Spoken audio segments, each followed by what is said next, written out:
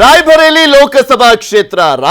ಲೋಕಸಭಾ ಕ್ಷೇತ್ರ ಅನ್ನುವಂಥದ್ದು ಇಡೀ ದೇಶದಲ್ಲೇ ಒಂದು ರೀತಿಯಾದಂಥ ಹೈ ವೋಲ್ಟೇಜ್ ಹೈ ಪ್ರೊಫೈಲ್ ಕ್ಷೇತ್ರ ಅಂತ ಹೇಳಿದ್ರೆ ತಪ್ಪಾಗ್ಲಿಕ್ಕಿಲ್ಲ. ಬಿಕಾಸ್ ಈ ಒಂದು ಲೋಕಸಭಾ ಕ್ಷೇತ್ರ ಗಾಂಧಿ ಕುಟುಂಬದ ಕರ್ಮಭೂಮಿ ಇದ್ದಂತೆ. ಈ ಒಂದು ಲೋಕಸಭಾ ಕ್ಷೇತ್ರದಲ್ಲಿ ಆಲ್ಮೋಸ್ಟ್ ಇದುವರೆಗೂ ನಡೆದಿರುವಂತ ಚುನಾವಣೆಯಲ್ಲಿ ಕಾಂಗ್ರೆಸ್ ಪಕ್ಷದ ಸಂಸದರು ಆಯ್ಕೆ ಆಗಿದ್ದಾರೆ. ಅದರ ಜೊತೆಗೆ ಗಾಂಧಿ ಕುಟುಂಬದವರು ಅಂದ್ರೆ ಫಿರೋಜ್ ಗಾಂಧಿ ಇಲ್ಲಿ ಲೋಕಸಭಾ ಎಲೆಕ್ಷನ್ ಶುರುವಾದಾಗಿಂದಲೂ ಕೂಡ 1952ರಿಂದ ನಾವು ಗಮನಿಸೋದಾದ್ರೆ ಫಿರೋಜ್ ಗಾಂಧಿ ಅವರು ಆಯ್ಕೆ ಆಗಿದ್ದಾರೆ. ತದನಂತರ ಇಂದಿರಾ ಗಾಂಧಿ ಅವರು ಅಂದ್ರೆ ರಾಹುಲ್ ಗಾಂಧಿ ಅವರ ತಾಯಿ ಕೂಡ ಆಯ್ಕೆ ಆಗಿದ್ದಾರೆ 5 ಬಾರಿ. ಅಂದ್ರೆ ರಾಹುಲ್ ಗಾಂಧಿ ಅವರ ಅಮ್ಮ, ಅದಾದ್ಮೇಲೆ ಅಜ್ಜಿ ಆದ್ಮೇಲೆ ಅಜ್ಜ, ಅವರೆಲ್ಲರೂ ಕೂಡ ಆಯ್ಕೆ ಆಗಿ ಬರ್ತಾ ಇದ್ದಂಥ ಒಂದು ಲೋಕಸಭಾ ಕ್ಷೇತ್ರ. ಅಂದ್ರೆ ಇಲ್ಲಿ ಕಾಂಗ್ರೆಸ್ ಕುಟುಂಬದ 3ನೇ ತಲೆಮಾರು ಈಗ ಸ್ಪರ್ಧೆ ಮಾಡಿದಂತ ಆಗಿರುವಂಥದ್ದು. ಅಮೇಥಿಯಲ್ಲಿ ಸ್ಪರ್ಧೆ ಮಾಡ್ತಾ ಇದ್ದಂಥ ರಾಹುಲ್ ಗಾಂಧಿ ಅವರು ತಾಯಿಯ ಕ್ಷೇತ್ರದಲ್ಲಿ ಈ ಬಾರಿ ಸ್ಪರ್ಧೆಯನ್ನ ಮಾಡ್ತಾ ಇದ್ದಾರೆ. ಅಲ್ಲಿ ಯಾವ ರೀತಿಯಾಗಿದೆ ಹಾಗಾದ್ರೆ ಚುನಾವಣಾ ಕಣ? ರಾಯ್ಬರೇಲಿ ಕ್ಷೇತ್ರದಲ್ಲಿ ಗೆಲ್ಲಿಸಲೇಬೇಕು ರಾಹುಲ್ ಗಾಂಧಿ ಅವರನ್ನ ಅನ್ನುವಂಥ ನಿಟ್ಟಿನಲ್ಲಿ ಪ್ರಿಯಾಂಕಾ ಗಾಂಧಿ ಅವರು ಅಲ್ಲೇ ಠಿಕಾಣಿಯನ್ನ ಹೂಡಿದ್ದಾರೆ. ಇವತ್ತು ಒಂದು ದೊಡ್ಡ ಮಟ್ಟದಲ್ಲಿ ಪ್ರಚಾರ ಸಭೆಯನ್ನ ಕೂಡ ಹಮ್ಮಿಕೊಳ್ಳಲಾಗಿತ್ತು. ಅಮ್ಮನ ಸ್ಥಾನವನ್ನ ತುಂಬಲಿಕ್ಕೆ ರಾಹುಲ್ ಗಾಂಧಿ ಅವರು ಸಾಕಷ್ಟು ಸರ್ಕಸ್ ಮಾಡ್ತಾ ಇದ್ದಾರೆ. ಒಂದ್ ಕಡೆ ವಯನಾಡಲ್ಲಿ ಸ್ಪರ್ಧೆ ಮಾಡಿದ್ದಾರೆ, ಹೌದು, ಅಲ್ಲಿ ಚುನಾವಣೆ ಆಗಿರುವಂಥದ್ದು. ಮತ್ತೊಂದು ಕ್ಷೇತ್ರ ರಾಯ್ಬರೇಲಿಯಲ್ಲಿ ಸ್ಪರ್ಧೆಯನ್ನ ಮಾಡಿರುವಂತಹ ಹಿನ್ನೆಲೆಯಲ್ಲಿ ಅಲ್ಲಿ ಯಾವ ರೀತಿಯಾಗಿ ಚುನಾವಣಾ ಕಣ ಇದೆ ಅನ್ನುವಂಥದ್ರ ಬಗ್ಗೆ ನಿಮಗೆ ಇನ್ನಷ್ಟು ಮಾಹಿತಿಯನ್ನು ಕೊಡ್ತಾ ಹೋಗ್ತೀನಿ. ಆದರೆ ಅದಕ್ಕೂ ಮುಂಚೆ ಇದೇ ವಿಚಾರಕ್ಕೆ ಸಂಬಂಧಪಟ್ಟಂತೆ ಕಾಂಗ್ರೆಸ್ನ ರಾಷ್ಟ್ರೀಯ ಯುವ ಕಾಂಗ್ರೆಸ್ನ ಅಧ್ಯಕ್ಷರಾಗಿರುವಂಥ BV ಶ್ರೀನಿವಾಸ್ ಅವರು, ನಮ್ಮ ರಾಜ್ಯದವರು, ಅವರು ಮಾತನಾಡಿದ್ದಾರೆ. ನಮ್ಮ ಪ್ರತಿನಿಧಿ ಅಲ್ಲಿ ಮಾತನಾಡಿಸಿದ್ದಾರೆ ರಾಯ್ಬರೇಲಿಯಲ್ಲಿ ನಮ್ಮ ಪೊಲಿಟಿಕಲ್ ಬ್ಯೂರೋ ಮುಖ್ಯಸ್ಥರಾಗಿರುವಂಥ ಚಿದಾನ್ ಪಟೇಲ್. ಈ ಸಂದರ್ಭದಲ್ಲಿ ಏನು ಹೇಳಿದ್ರು ನೋಡ್ಕೊಂಬೋಣ. ಚುನಾವಣೆ ಅಂದ್ರೆ ಇಲ್ಲಿ ರಾಹುಲ್ ಗಾಂಧಿರವರು ಗೆಲ್ಲೋದು ನಿಶ್ಚಿತ, ಅದು ಯಾರಿಗೂ ಡೌಟ್ ಇಲ್ಲ. ಈಗ ರಾಹುಲ್ ಗಾಂಧಿರವರು ಒಂದು ಯಾರು PM ಕ್ಯಾಂಡಿಡೇಟ್ ಆಗ್ತಾರೆ ಅವರು ಯಾವಾಗಲೂ ರಾಯ್ಬರೇಲಿಯಲ್ಲೇ ಎಲೆಕ್ಷನ್ ನಿಂತಿರೋದು. ನೀವು ಆ ಇತಿಹಾಸವನ್ನು ತೆಗೆದು ನೋಡಿದ್ರೆ ಅವರು ರಾಯ್ಬರೇಲಿಲಿ ಈ ಸರಿ ಜನದ ಮತ್ತು ಎಲ್ಲರೂ ಒತ್ತಾಯದ ಮೇರೆಗೆ ಅವ್ರಿಗೆ ಏನೋ ಈ ಸರಿ PM ಕ್ಯಾಂಡಿಡೇಟ್ ಅಂದರೆ ರಾಯ್ಬರೇಲಿಯಿಂದ ನಿಲ್ಲಬೇಕು ಅಂತ ಒತ್ತಡದ ಮೇರೆಗೆ ಅವ್ರು ಎಲ್ಲಿ ನಿಂತ್ರೂ ಈ ಸಾರಿ ಅವರ ಗೆಲುವು ಕಡಿಮೆ ಅಂದರೆ 4ರಿಂದ 5 ಲಕ್ಷ ಮಾರ್ಜಿನಲ್ಲಿ ಗೆಲ್ಲೋದು ನಿಶ್ಚಿತ. ಉತ್ತರ ಪ್ರದೇಶ ರಾಯ್ಬರೇಲಿ ಗಾಂಧಿ ಪರಿವಾರಕ್ಕೆ ಇರುವಂಥ ಒಂದು ಬಹಳ ದೊಡ್ಡ ಒಂದು ಫ್ಯಾಮಿಲಿ ಅಟ್ಯಾಚ್ಮೆಂಟ್ ಇದೆ. ಒಂದಿನ 2 ದಿನದಲ್ಲ, ಈಗ ಯಾರೋ ಬಂದರೂ ಒಂದು 5 ವರ್ಷ 10 ವರ್ಷ ಹಿನ್ನೆಲೆ ಇರುತ್ತೆ. ಆದರೆ ಗಾಂಧಿ ಫ್ಯಾಮಿಲಿ ಇಲ್ಲಿ 103 ವರ್ಷಗಳ ಇತಿಹಾಸ ಇದೆ. ಯಾವುದೇ ರೀತಿಯಾದಂಥ ಮೋದಿ ಅಲೆಗಳಿಲ್ಲ. ದೇಶದ ಒಗ್ಗಟ್ಟಿನಿಂದ ಈ ಸಂವಿಧಾನ ಉಳಿಸ್ಬೇಕು ಅಂತ ಹೇಳಿ ಜನರು ಎಲ್ಲರೂ ಈ ಸರಿ BJPಯನ್ನ ಕಿತ್ತೋಗಿ ಅಂತ ಕೆಲಸವನ್ನ ಮಾಡ್ತಾರೆ. ಇದೆಲ್ಲದ್ರ ಬಗ್ಗೆನೂ ಕೂಡ ಸಂಪೂರ್ಣವಾದಂಥ ಮಾಹಿತಿಯನ್ನ ನಿಮ್ಮ ಮುಂದೆ ಇಡ್ತಾ ಹೋಗ್ತಾರೆ. ಉತ್ತರ ಪ್ರದೇಶದ ರಾಯ್ಬರೇಲಿಯಿಂದಲೇ ನೇರ ಸಂಪರ್ಕದಲ್ಲಿ ಜಾಯಿನ್ ಆಗ್ತಾ ಇದ್ದಾರೆ ನಮ್ಮ ಪೊಲಿಟಿಕಲ್ ಬ್ಯೂರೋ ಮುಖ್ಯಸ್ಥರಾಗಿರುವಂಥ ಚಿದಾನ್ ಪಟೇಲ್. ಅಲ್ಲಿ ಬಿಸಿಲಿನ ಕಾವು ಕೂಡ ಜೋರಾಗಿರುವಂಥದ್ದನ್ನ ನೋಡ್ತಾ ಇದ್ವಿ. ನೀವು ಕೂಡ ಮೊನ್ನೆಯಿಂದಲೂ ರಿಪೋರ್ಟ್ ಮಾಡ್ತಾ ಇರುವಂಥ ಸಂದರ್ಭದಲ್ಲಿ ಚುನಾವಣೆ ಕಾವು ಯಾವ ರೀತಿಯಾಗಿದೆ ಅಂತ. ರಾಯ್ಬರೇಲಿ ಕ್ಷೇತ್ರ ಅಂದ್ರೆ ಹೈ ಪ್ರೊಫೈಲ್ ಹೈ ವೋಲ್ಟೇಜ್ ಕ್ಷೇತ್ರ. ರಾಹುಲ್ ಗಾಂಧಿ ಅವರು ಸ್ಪರ್ಧೆ ಮಾಡಿರುವಂಥ ಕ್ಷೇತ್ರ. ಹೇಗಿದೆ ಆ ಫುಲ್ ಚುನಾವಣಾ ಕಣ ರೌಂಡ್ ಹಾಕಿದ್ರಲ್ಲ?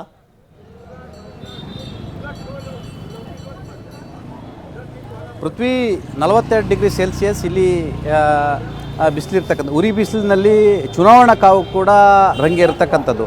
ಇಲ್ಲಿ ರಂಗೇರಿದ ಕಾರಣ ರಾಹುಲ್ ಗಾಂಧಿ ಇಲ್ಲಿ ಅಭ್ಯರ್ಥಿಯಾಗಿರ್ತಕ್ಕಂಥದ್ದು. ನಾನೀಗ ರಾಯ್ಬರೇಲಿಯ ಒಂದು ಅರ್ಚನಾಪುರ ಅಂತೇಳಿ, ಈ ಅರ್ಚನಾಪುರದ ಬಳಿ ಇರ್ತಕ್ಕಂಥ ಒಂದು ಸಣ್ಣ ಒಂದು ಗಲ್ಲಿಯಲ್ಲಿ ಒಂದು ಪಟ್ಟಣದಲ್ಲಿ ಈಗ ಇದ್ದೀನಿ. ಪ್ರಮುಖವಾಗಿ ರಾಯ್ಬರೇಲಿ ಚುನಾವಣೆ ಈಗ ದೇಶದ ಒಂದು ಚರ್ಚಿತ ವಿಷಯವಾಗಿರ್ತಕ್ಕಂಥದ್ದು. ರಾಯ್ಬರೇಲಿಯಲ್ಲಿ ಯಾಕೆ ರಾಹುಲ್ ಗಾಂಧಿ ಸ್ಪರ್ಧೆಯನ್ನು ಮಾಡಿದ್ರು, ಅಮೇಥಿಯಿಂದ ಯಾಕೆ ಕಾಲ್ ಕಿತ್ತರು ಚರ್ಚೆ ಇಲ್ಲಿ ಉಂಟಾಗಿರ್ತಕ್ಕಂಥದ್ದು. ಒಂದು ಕಡೆಯಿಂದ ರಾಯ್ಬರೇಲಿಯಲ್ಲಿ ಗೆದ್ದಂಥವರು ದೇಶದ ಪ್ರಧಾನಿ ಆಗ್ತಾರೆಂಬ ಪ್ರತೀತಿ ಇರ್ತಕ್ಕಂಥದ್ದು. ಮತ್ತು ರಾಯ್ಬರೇಲಿ ಅದು ಗಾಂಧಿ ಕುಟುಂಬದ ಕರ್ಮಭೂಮಿ.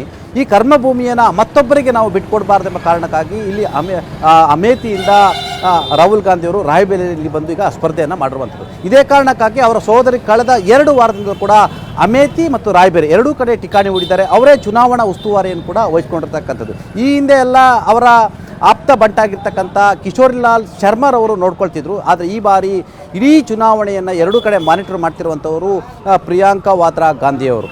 ಈಗ ಸದ್ಯ ಇಲ್ಲಿ BJP ಅಭ್ಯರ್ಥಿ ಕೂಡ ಕಳೆದ ಬಾರಿ ಸೋನಿಯಾ ಗಾಂಧಿ ಅವರಿಗೆ ಒಂದಷ್ಟು ಶಾಕನ್ನು ಕೊಟ್ಟಿದ್ದರು. ಸಾಮಾನ್ಯವಾಗಿ ಸೋನಿಯಾ ಗಾಂಧಿ ಅವರು ಬೈ ಎಲೆಕ್ಷನ್ ನಿಂತ ಸಂದರ್ಭದಲ್ಲಿ 6 ಲಕ್ಷ ಮತಗಳ ಲೀಡ್ನಿಂದ ಗೆದ್ದಿದ್ರು.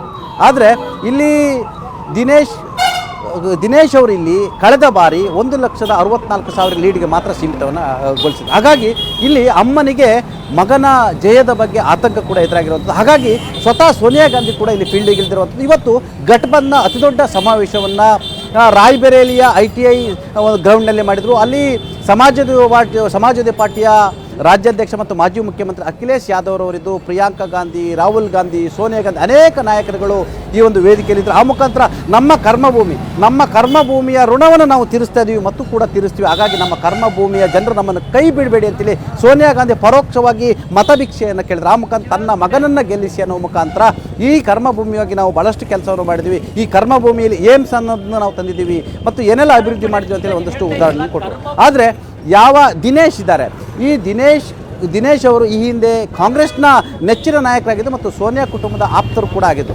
ಇದೇ ದಿನೇಶ್ ಅವರು 2014ರಲ್ಲಿ ಅವರು ಭಾರತೀಯ ಜನತಾ ಪಕ್ಷವನ್ನು ತೊರೆದರು, ಮತ್ತೆ ಇಲ್ಲಿ BJPಗೆ ಬಂದರು. ಈಗ ಭಾರತೀಯ ಜನತಾ ಪಕ್ಷದ ನಾಯಕರು ಕೂಡ ಹೌದು ಮತ್ತು ಪ್ರಮುಖವಾಗಿ ಇಲ್ಲಿ ಉತ್ತರ ಪ್ರದೇಶದ ಏನು BJP ಸರ್ಕಾರದ ತೋಟಗಾರಿಕಾ ಸಚಿವರು ಕೂಡ ಆಗಿರುವಂಥದ್ದು. ಇಲ್ಲಿ ವಿಶೇಷ ಅಂತ ಹೇಳಿದ್ರೆ 5 ವಿಧಾನಸಭಾ ಕ್ಷೇತ್ರಗಳು ಬರ್ತವೆ. ಈ 5 ವಿಧಾನಸಭಾ ಕ್ಷೇತ್ರಗಳಲ್ಲಿ ಕೇವಲ ಒಂದು ಕಡೆ ಮಾತ್ರ ಭಾರತೀಯ ಜನತಾ ಪಕ್ಷ ಇರುವುದು. ಅಲ್ಲಿ ಅದಿತಿ ಸಿಂಗ್ ಅಂತಿದ್ದಾರೆ. ಈ ಅದಿತಿ ಸಿಂಗ್ ಮತ್ತು ದಿನೇಶ್ ಅವರಿಗೂ ಅಷ್ಟಕ್ಕಷ್ಟೇ ಆಗಿರ್ತಕ್ಕಂಥದ್ದು. ಯಾಕಂತ ಹೇಳಿದ್ರೆ ಅವರಿಬ್ಬರ ನಡುವೆ ಒಂದಷ್ಟು ಇಲ್ಲಿ ಆಂತರಿಕ ಕದನ ಇರೋದ್ರಿಂದ ಈ ಬಾರಿ ಅದಿತಿ ಸಿಂಗು ಮನಸ್ಸು ಬಿಚ್ಚಿ BJP ಅಭ್ಯರ್ಥಿಗೆ ಕೆಲಸ ಮಾಡ್ತಿಲ್ಲ. ಮತ್ತೊಂದು ಕಡೆ ಉಳಿದಂಥ 4 ಕಡೆಯಲ್ಲಿ ಸಮಾಜವಾದಿ ಪಾರ್ಟಿ ಇರ್ತಕ್ಕಂಥದ್ದು. ಆದರೆ ರಾಯ್ಬರೇಲಿಯಲ್ಲಿ ಸೋನಿಯಾ ಗಾಂಧಿ ಲೋಕಸಭಾ ಸದಸ್ಯರಾಗಿದ್ದರೂ ಕೂಡ ಕಾಂಗ್ರೆಸ್ ಒಂದೇ ಒಂದು ಸ್ಥಾನವನ್ನು ಗೆಲ್ಲಲಿಕ್ಕೆ ಸಾಧ್ಯ ಇಲ್ಲ. ಅಂದರೆ ಕಾಂಗ್ರೆಸ್ ಎಷ್ಟು ವೀಕ್ ಆಗಿದೆ ಅನ್ನೋದು ಇಲ್ಲಿ ಪ್ರಮುಖವಾಗಿರ್ತಕ್ಕಂಥದ್ದು. ಪಡೆಯನ್ನು ಕಟ್ಟಿರ್ತಕ್ಕಂಥ ಚಿದಾನಂದ್ ಪಟೇಲ್, ಈಗ ನೀವು ಎಕ್ಸ್ಪ್ಲೇನ್ ಮಾಡ್ತಾ ಇದ್ರಿ ಇದು ಸೋನಿಯಾ ಗಾಂಧಿ ಅವರ ಕರ್ಮಭೂಮಿ ಅಂತೇಳಿ. ನಾವು ಸೋನಿಯಾ ಗಾಂಧಿ ಅಂತ ಬಂದಾಗ UPA ಸರ್ಕಾರದ ಅವಧಿಯಲ್ಲಿ ಅವರು ಒಂದು ರೀತಿಯಿಂದ ಪ್ರಧಾನಿಕ್ಕಿಂತ ಹೆಚ್ಚು ಪವರ್ಫುಲ್ ಆಗಿದ್ರಂತಕ್ಕಂಥ ಮಾತುಗಳು ಕೇಳಿ ಬರ್ತಾ ಇತ್ತು. ಇವತ್ತು ನಾವು ಯಡಿಯೂರಪ್ಪನವರ ಶಿವಮೊಗ್ಗವನ್ನ ನೋಡಬಹುದು, ಅಥವಾ ಈಗ NCP ಮುಖ್ಯಸ್ಥರಾಗಿರ್ತಕ್ಕಂಥ ಶರದ್ ಪವಾರ್ ಅವರ ಬಾರಾಮತಿ ನೋಡಬಹುದು, ಅಥವಾ ವಾರಣಾಸಿಯ ಸಂಸದರಾಗಿರ್ತಕ್ಕಂಥ ನರೇಂದ್ರ ಮೋದಿ ಅವರ ಒಂದು ಕ್ಷೇತ್ರವನ್ನ ಗಮನಿಸಬಹುದು. ಅಭಿವೃದ್ಧಿ ಅಂತ ಬಂದಾಗ ಅಟ್ಲೀಸ್ಟ್ ತಮ್ಮ ಕ್ಷೇತ್ರಗಳನ್ನ ಎಲ್ಲ ನಾಯಕರು ಒಂದು ಅಭಿವೃದ್ಧಿ ಮಾಡುವಂತ ಪ್ರಯತ್ನ ಮಾಡ್ತಾರೆ. ಆದ್ರೆ ಇಲ್ಲಿ ಇರ್ತಕ್ಕಂಥ ಪ್ರಮುಖವಾಗಿರ್ತಕ್ಕಂಥ ಒಂದು ಅಸಮಾಧಾನ ಅಂದ್ರೆ ಈ ರಾಯಬರೇಲಿ ಕ್ಷೇತ್ರವನ್ನ ಅಷ್ಟು ದೊಡ್ಡ ಮಟ್ಟದಲ್ಲಿ ಅಭಿವೃದ್ಧಿ ಮಾಡೋದಕ್ಕೆ ಪ್ರಯತ್ನವನ್ನೇ ಮಾಡಲಿಲ್ಲ ಅಂತ ಹೇಳಿ. ಅದು ಮತದಾನದ ಸಂದರ್ಭದಲ್ಲಿ ಏನಾದರೂ ಮುಖ್ಯವಾದಂತ ವಿಚಾರ ಆಗುತ್ತಾ, ಅಥವಾ ಕೇವಲ ಭಾವನಾತ್ಮಕ ವಿಚಾರಗಳ ಆಧಾರದಲ್ಲಿ ಮತ ಡಿಸೈಡ್ ಆಗುವಂತ ಸಾಧ್ಯತೆ ಕಂಡು ಬರ್ತಾ ಇದೆ?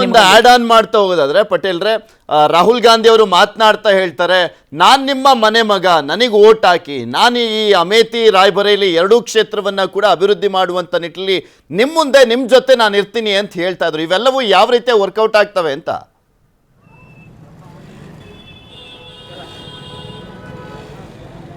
ಗುಡಿ ಪ್ರಮುಖವಾಗಿ ಬಹುಶಃ ನಾವು ನೋಡ್ಬೋದು, ಅದು ಶಿವಮೊಗ್ಗ ಇರುವಂಥದ್ದು, ವಾರಣಾಸಿ ಇರ್ತಕ್ಕಂಥದ್ದು. ಆದರೆ ರಾಯ್ಬರೇಲಿಯಲ್ಲಿ 72 ವರ್ಷದಲ್ಲಿ 66 ವರ್ಷ ಕಾಂಗ್ರೆಸ್ನ ಕುಟುಂಬದವರೇ ಇಲ್ಲಿ ಅಧಿಕಾರವನ್ನು ಆಳಿರುವಂಥದ್ದು. ಆದರೆ ಮನಸ್ಸು ಮಾಡಿದರೆ ಇದು ಭೂಲೋಕದ ಸ್ವರ್ಗವನ್ನು ಮಾಡ್ತಕ್ಕಂಥ ಅವಕಾಶ ಇತ್ತು. ಅವರ ಜೊತೆ ಸರ್ಕಾರ ಇತ್ತು. ಸುಮಾರು 48 ವರ್ಷಗಳ ಕಾಲ ಕಾಂಗ್ರೆಸ್ ಪಕ್ಷ ಈ ದೇಶವನ್ನು ಆಳಿರುವಂಥದ್ದು. ಅಂದರೆ ಬೇರೆ ಬೇರೆ ಸಂಯುಕ್ತ ಪಾರ್ಟಿಗಳು ಆಳ್ಕೆಯನ್ನು ನಡೆಸಿದ್ದಾವೆ. ಆದರೆ ಕಾಂಗ್ರೆಸ್ 48 ವರ್ಷಗಳ ಕಾಲ ಈ ದೇಶವನ್ನು ಆಡಿರುವಂಥದ್ದು. ಅವರು ಏನು ಬೇಕಾದರೂ ಮಾಡಬಹುದು.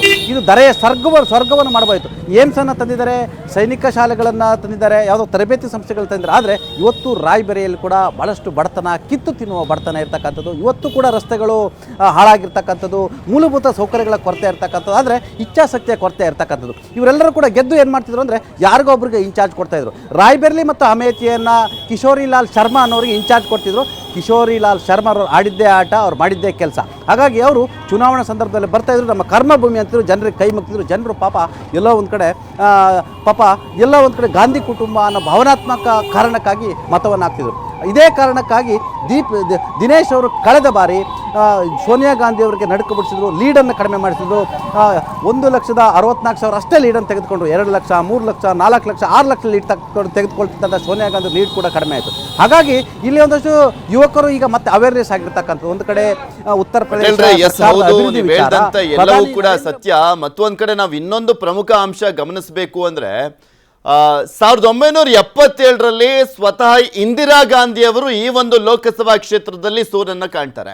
ಮತ್ತೆ ಯಾರು ನಿರೀಕ್ಷೆ ಮಾಡಿಲ್ಲ ಅಮೇಥಿಯಲ್ಲಿ ರಾಹುಲ್ ಗಾಂಧಿ ಅವರು ಸೋಲನ್ನ ಕಾಣ್ತಾರೆ ಅಂತ. ಆದ್ರೆ ಅದು ಕಳೆದ ಬಾರಿ ಆಯ್ತು 2019ರಲ್ಲಿ.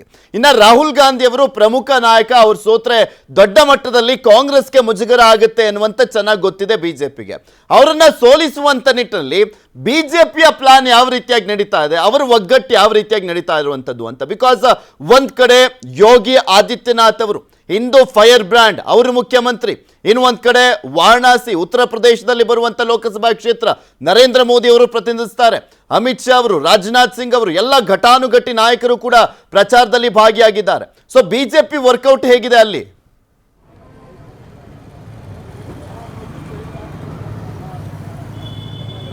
ಪೃಥ್ವಿಯಲ್ಲಿ ಪ್ರಮುಖವಾಗಿ BJP ಅಭ್ಯರ್ಥಿ ದಿನೇಶ್ ಅವರು ಇಲ್ಲಿ ಗರ್ಕ ಬೇಟ ಅಂತ ಹೇಳಿದ್ರೆ, ನಾನು ಮನೆ ಮಗ, ನನಗೆ ಓಟ್ ಹಾಕಿ, ಅವರು ಮನೆ ಮಕ್ಕಳಲ್ಲ, ಅವರು ಈ ಮನೆಯಿಂದ ಹೊರಗಿನವರಿಗೆ ಮತ ಹಾಕಬೇಡಿ ಅಂತೇಳಿ ಇಲ್ಲಿ ಸ್ಥಳೀಯ ಅಸ್ಮಿತೆಯನ್ನು ಈ ಬಾರಿ ಪ್ರಯೋಗವನ್ನು ಮಾಡಿರುವಂಥದ್ದು.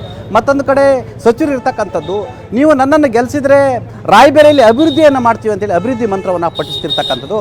ಪ್ರಧಾನಿ ನರೇಂದ್ರ ಮೋದಿ ಅವರು ಸರ್ಕಾರ ಮತ್ತೆ ಬರುತ್ತೆ, ಹಾಗಾಗಿ ಇಲ್ಲಿ ಭರಪೂರವಾದ ಯೋಜನೆಗಳನ್ನ ಕೊಡ್ತಾರೆ. ಇಲ್ಲಿರ್ತಕ್ಕಂಥ ರಸ್ತೆ, ಕುಡಿಯುವ ನೀರು, ನಿರುದ್ಯೋಗ ಸಮಸ್ಯೆ ಎಲ್ಲವನ್ನು ನಾವು ಸರಿ ಮಾಡ್ತೀವಿ ಅನ್ನೋ ಒಂದು ಮಾತನ್ನು ಕೂಡ ಹೇಳ್ತಿರುವಂಥದ್ದು.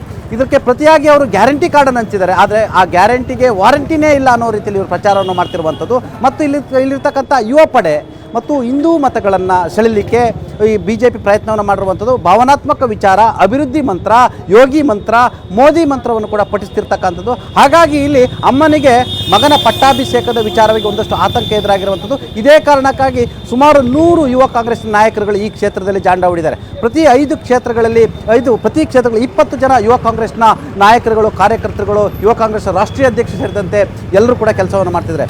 ಕಾಂಗ್ರೆಸ್ನ ದೊಡ್ಡ ದೊಡ್ಡ ನಾಯಕರುಗಳು ಇಲ್ಲಿ ರಾತ್ರಿ ಆಗಲು ಕೆಲಸವನ್ನು ಮಾಡ್ತಿದ್ದಾರೆ. ಯಾಕಂತ ಹೇಳಿದ್ರೆ ಲೀಡ್ ಒಂದು ವೇಳೆ ಕಳೆದ ಬಾರಿ 1,65,000 ಮಾತ್ರ ಲೀಡ್ ಇತ್ತು. ಹಾಗಾಗಿ ಈ ಬಾರಿ ದಿನೇಶ್ ಏನಾದರೂ ಟಕ್ಕರ್ ಕೊಟ್ಟರೆ ಮಗ ಸೋಲ್ತಾನೆ ಎಂಬ ಆತಂಕ ಕಾರಣಕ್ಕಾಗಿ ಇಡೀ ಕಾಂಗ್ರೆಸ್ ಪಡೆ ಇಲ್ಲಿ ಜಾಂಡ ಹೂಡಿರುವಂಥದ್ದು.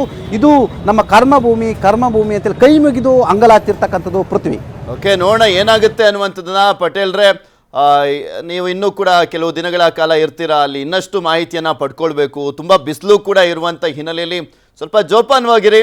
ಧನ್ಯವಾದ ನ್ಯೂಸ್ 18 ಜೊತೆ ಮಾತನಾಡ್ತಾ ಕಂಪ್ಲೀಟ್ ಆದಂಥ ಮಾಹಿತಿಯನ್ನು ನೀಡಿದ್ದಕ್ಕೆ. ಪಟೇಲ್ರೆ, ನೋಡ್ತಾ ಇದ್ವಲ್ಲ ಗುಡಿಯಲ್ಲಿ ಯಾವ ರೀತಿಯಾಗಿದೆ ಟ್ರೆಂಡು ಅನ್ನುವಂಥದ್ರ ಬಗ್ಗೆ ಸ್ವತಃ ನಮ್ಮ ಪ್ರತಿನಿಧಿ ಅಲ್ಲಿ ಹೋಗಿ ಅದ್ರ ಬಗ್ಗೆ ವಿಶ್ಲೇಷಣೆಯನ್ನು ಕೊಡ್ತಾ ಇದ್ರು. ಆದರೆ ತುಂಬ ಎಚ್ಚರಿಕೆಯಿಂದ ಇರಬೇಕಾಗತ್ತೆ ಕಾಂಗ್ರೆಸ್.